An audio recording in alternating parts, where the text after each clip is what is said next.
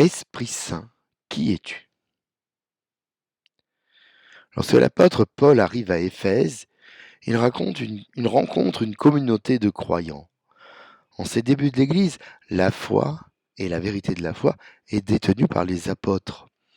Et l'Évangile qui parvient dans de nombreux lieux ne suffit pas à donner au peuple le mode d'emploi du chrétien. D'ailleurs encore en débat. Mais néanmoins, certaines choses reçues du Seigneur Jésus-Christ sont déjà bien instituées. Saint Paul endosse ce rôle, à la fois de vecteur de diffusion de la parole, mais aussi de garant de la fidélité au Seigneur qui a manifesté ce qui devait être connu. Du baptême, nous en entendons parler au sujet de Jean le Baptiste, comme d'une pratique de conversion par immersion dans l'eau. Jean-Baptiste, précurseur du Messie, dont la mission était de rendre les témoins les chemins droits, a initié ce qui est devenu le sacrement par lequel on devient chrétien.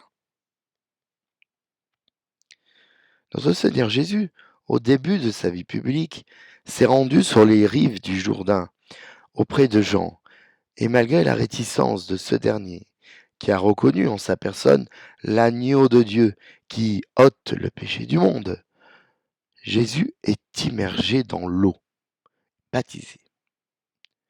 Lui, qui n'a besoin ni d'être purifié, ni d'être pardonné, puisqu'étant Dieu, il n'a jamais péché, se laisse faire. Et ainsi, par sa présence dans le Jourdain, sanctifie pour toujours les eaux baptismales, alors que le voilà manifesté à nous, avec l'Esprit Saint qui descend sur lui, telle une colombe, et la voix du Père qui se fait entendre pour proclamer qu'il est son Fils bien-aimé, en qui il remet toute sa confiance. Jean est le dernier prophète, et il le dit bien, en affirmant que si lui-même baptise dans l'eau, celui qui vient baptiser, qui vient baptise dans l'eau et dans l'esprit. Et voici une indication importante. Le baptême chrétien est indissociable de l'Esprit Saint et se différencie du premier baptême de Jean par cela. Ce baptême doit se faire au nom du Père et du Fils et du Saint-Esprit.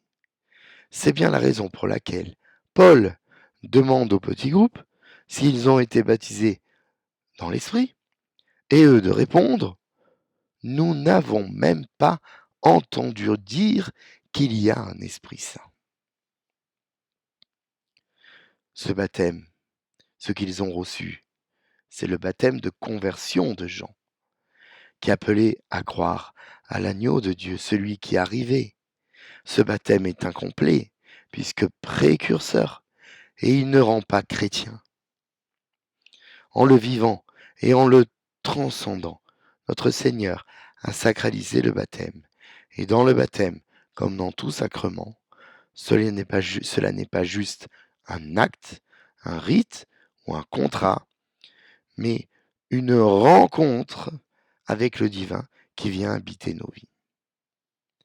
L'Esprit Saint, force d'amour de Dieu, vient nous remplir de son souffle. Alors, après les avoir catéchisés, c'est-à-dire leur avoir expliqué qui était Jésus et qui était l'Esprit, Paul les baptise et en leur imposant les mains, leur transmet l'esprit de sainteté qui se manifeste en eux par le don des langues et de prophétie. Par le baptême, nous vivons une seconde naissance, une naissance qui vient d'en haut, et nous devenons, comme Jésus, prêtre, prophète et roi, qui est la mission de tout chrétien. Jésus, face aux apôtres, avant d'être arrivé, avant d'être arrêté, annonce déjà ce qu'il va se passer. Oui, c'est tout seul que le Christ va vivre sa passion. Tandis que, pris par la peur se disperseront, le trahiront, le renieront. Mais déjà, le pardon est annoncé, puisque ce sont bien eux qui vont prendre la suite et vivre à leur tour les persécutions au nom de Jésus et de son évangile.